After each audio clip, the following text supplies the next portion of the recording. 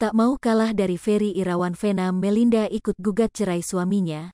Jadi gugatannya ada dua perseteruan panas yang terjadi antara Vena Melinda dan Ferry Irawan kini kian panas.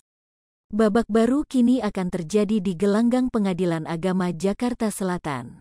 Bagaimana tidak langkah mengejutkan ditempuh Ferry Irawan melalui kuasa hukum keluarganya.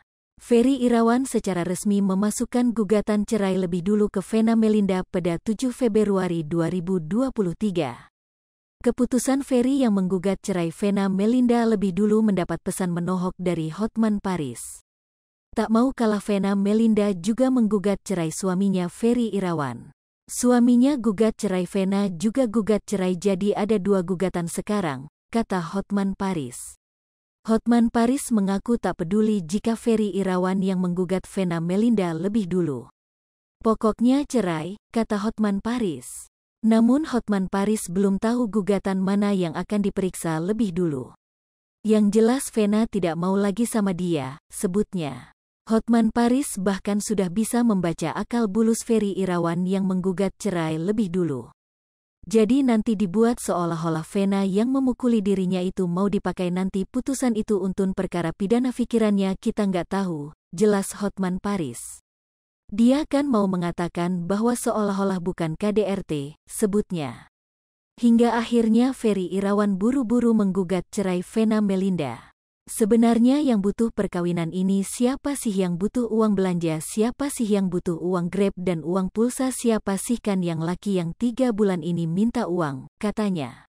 Menurut Hotman Paris, Ferry Irawan segera menggugat cerai Vena Melinda bukan karena ingin cepat bercerai.